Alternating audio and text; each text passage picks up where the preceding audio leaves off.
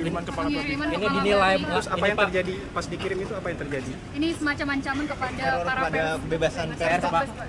Udah dimasak aja. Kalau kepala babi Udah mah jadi dimasak, konkret. dimasak aja. Ada juga Tanggapan anggapan jadi ancaman pembunuhan gitu Pak. Gimana Pak responnya Pak? Enggak lah, saya lihat dari media sosialnya Francisca yang wartawan Tempo itu, dia justru minta dikirimin daging babi. Itu kan semacam jokes lagi. Iya, sama artinya dia nggak terancam kan. Buktinya dia bisa bercanda, kirimin daging babi. Nah, kemudian DIM yang beredar sampai di awal bulan Maret itu masih DIM yang lama itu. Masih DIM yang lama. DIM lama yang dibilang sama kik itu ya. Bilang Apa? narasi dan tukang hoax ya. Oh iya, masyarakat sipil ini penyebar hoax gitu Penebar ya. narasi negatif dan penyebar hoax. Iya, tapi dihapus tuh belakangan. Kik itu kepala kantor kepresidenan. Oh. Kepalanya kan Hasan Nasbi. Iya. Makanya gue sebut Kik kita ketawain aja orangnya. Karena dia nge-tweet di situ di X, tiba-tiba dihapus. Orang katanya ditelepon komandan. Infonya sih diomelin ya. Iya. Ya, nah di awal Maret itu revisi Undang-Undang TNI dialihkan dari Balek ke Komisi Komisi 1 yang ketua panjanya adalah dari PDIP. Utut Adianto. Utut Adianto, betul. Nah, setelah panja dibentuk, kemudian ada konsinyering nih, ada rencana konsinyering yang rame-rame di Fairmont itu. Iya. DIM yang baru yang dibahas di konsinyering itu DIM yang H-1 keluar sebelum konsinyering. Jadi baru H-1 keluar diterima oleh teman-teman di Panja dan juga di Komisi 1 itu baru sorenya. Jadi besok dibahas di Fairmont, sorenya baru mereka menerima DIM yang resmi. Mereka pun nggak tahu Pram mau bahas apa sebetulnya ketika itu ya. Ini Sebelum yang ada pengakuan dari mereka ya. pengakuan dari mereka, sebelum dapat DIM-nya itu dari pemerintah. Buka lampu nggak? Dibuka nggak?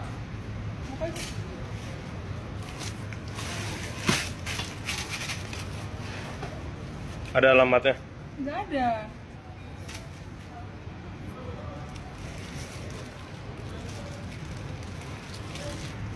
Apa bang? Daging. Kepala babi kan? Iya. Coba buka. Iya ini. Tuh. Kepala babi kan?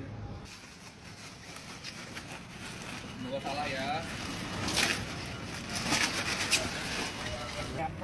Ya.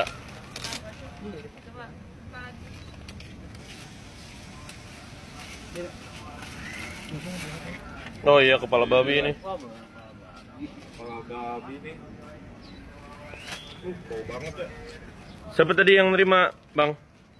Awal. Tadi Cica bawa dari bawah, kotak besar, dikirimin paket tidak dikenal, terus dibawa ke lantai kerja kami di Tempo, ikut buka dari awal, udah bau-bau busuk tuh. Pas dicek bawa ke bawah, bener kepala babi juga nih.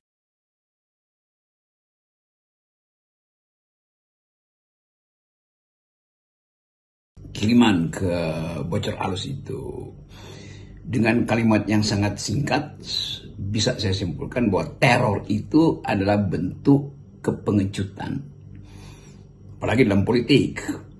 Mengirimkan kepada babi, ya kita bisa tafsirkan itu macam-macam, simbol apa itu. Mengirimkan kepada babi ke Tempo juga melebihi dari yang kita bisa bayangkan.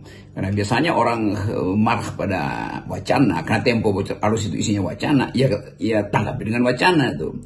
Jadi teror adalah bentuk paling kasar dari persaingan politik. Kan itu dasarnya tuh. Gagal untuk berargumentasi, lalu memakai sentimen. Gagal memakai sentimen, lalu memakai hoax. Gagal memakai hoax, lalu memakai teror. Pakai teror yang juga sangat dangkal, itu mengirim simbol yang orang tahu apa artinya babi dan apa artinya kepala babi. Jadi sekali lagi kita ingin bukan menuntut, tapi ingin memperbaiki cara-cara kita berpolitik supaya ada semacam kesetaraan di dalam kehidupan warga negara. Ada kesetaraan dalam kita untuk saling menyapa dengan pikiran, bukan dengan kekerasan tuh. Kalau kekerasan ya itu lebih terbuka, lebih jujur sebetulnya tuh. Bukan dengan cara-cara yang mengirim tapi tanpa pesan yang jelas, dan pengirimnya juga ya, tentu akan menyembunyikan identitasnya tuh. Nah ini yang saya anggap sebagai satu manipulasi di dalam upaya memperbaiki negeri ini. Jadi si peneror itu juga orang yang ketakutan sebetulnya, karena dia tidak berani untuk menerangkan dia siapa, argumennya apa, posisi dia di dalam urusan dengan Tempo apa, bagian mana dari Tempo yang menyinggung dia, siapa sebetulnya yang menginginkan Tempo itu tutup mulut. Kan semua itu bisa kita analisis secara hermeneutic of suspicion gitu kan. Nah ilmu tafsir semacam ini yang sekarang dengan mudah kita lacak sebetulnya. Ya sinyal-sinyal itu berkaitan tentu dengan hari-hari terakhir ini. Ada demo mahasiswa, ada pembahasan undang-undang TNI, ada kecerewetan atau bocor alus yang terus-menerus menyerang pemerintah tuh, ada bagian-bagian lain yang mungkin tersinggung. Tapi sekali lagi kita mau terangkan bahwa teror adalah bentuk paling dangkal dari persaingan politik. Publik mau tidak mau mengaitkan dengan sikap kritis Tempo terhadap kekuasaan, karena tiada hari tanpa mengkritik terhadap kekuasaan gitu ya. Tapi padahal bisa juga ya ini teror ini dilakukan oleh pihak ketiga yang ingin makin memperkeruh situasi dan menyalahkan rezim yang tengah berkuasa. Memang ada kemarahan terhadap Tempo. Udah ucap ini sebagai kemarahan tuh, dan lakukan dengan cara-cara yang akademis tuh.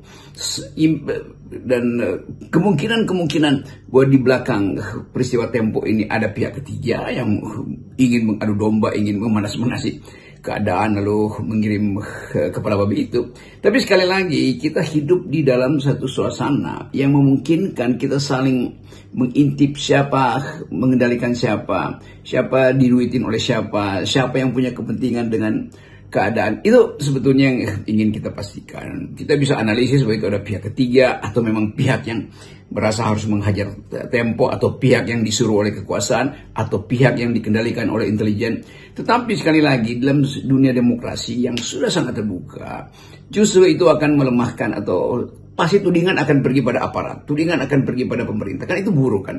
Padahal sebetulnya yang melakukan ini sedang mengambil atau memancing di air keruh. Nah itu yang kita sebut kehati-hatian. Tapi saya kira Tempo paham itu, dan Tempo sudah tumbuh di dalam suatu kondisi yang tidak mungkin lagi diteror. Karena apapun kalau pers itu diteror, itu artinya seluruh public opinion terteror. Kalau Tempo diteror, maka mahasiswa juga merasa diteror, masyarakat internasional merasa diteror, global civil society merasa diteror tuh. Dan sekarang ada berita kemana-mana ke luar negeri kan.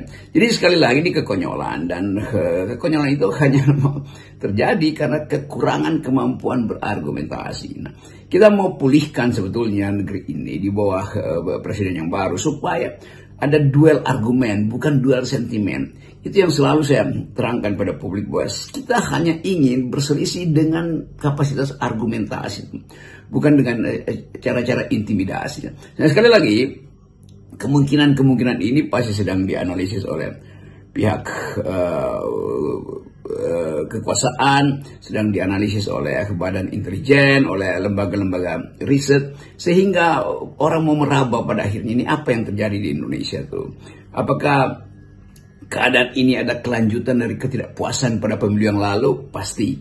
Apa keadaan ini juga disebabkan oleh, sebut aja, kegugupan dari pemerintah menghadapi opini publik yang betul-betul di dalam hari-hari ini, dalam minggu-minggu ini terus meminta Jokowi adili, Indonesia gelap, kabur aja dulu. Dan momentum-momentum ini kan momentum yang memang akan hadir di dalam hari-hari pertama Presiden Prabowo. Jadi ini hal yang biasa sebetulnya, bahwa ada kritik, ada keinginan yang mungkin berlebih supaya Presiden Prabowo bikin jarak dengan Presiden Jokowi, ada keinginan untuk membela, mengamankan politik hari ini dari intervensi karena ada krisis global, maka Indonesia diumpankan di dalam krisis global itu. Ini semua ini, entah itu krisis finansial yang memungkinkan volatilitas dolar itu juga bisa berakibat pada volatilitas politik. Nah semua ini kan hal yang mesti dibawa ke ruang publik dan dibuka di situ di dalam forum-forum argumentasi, bukan forum-forum intimidasi.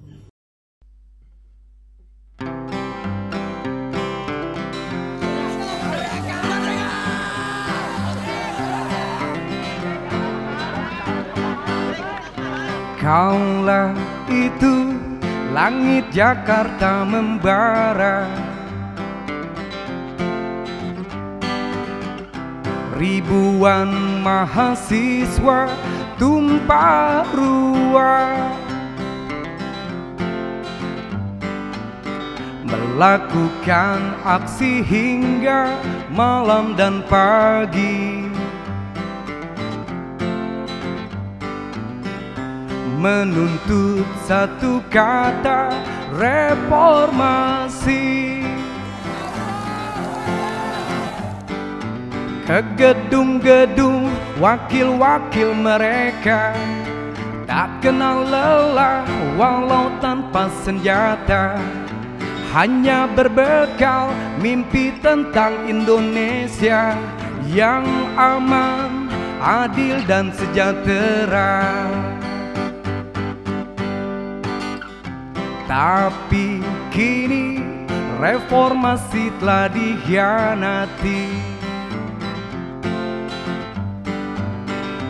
demokrasi sudah mati. Wow,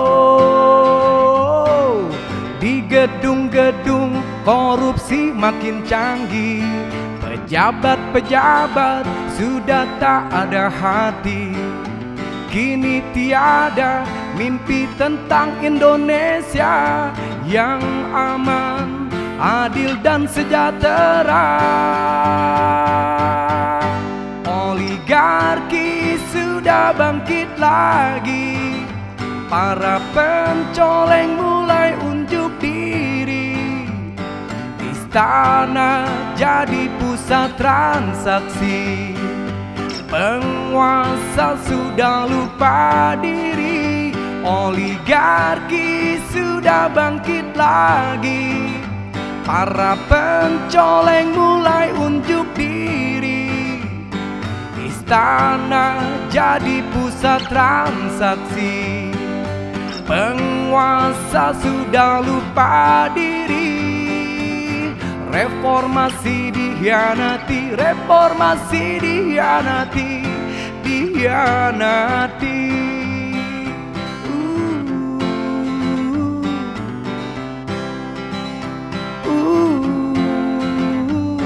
Di gedung-gedung korupsi makin canggih, pejabat-pejabat sudah tak ada hati.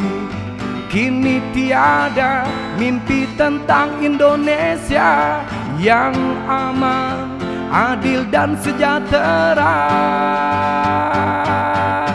Oligarki sudah bangkit lagi, para pencoleng mulai unjuk diri. Istana jadi pusat transaksi, penguasa sudah lupa diri. Oligarki sudah bangkit lagi, para pencoleng mulai unjuk diri.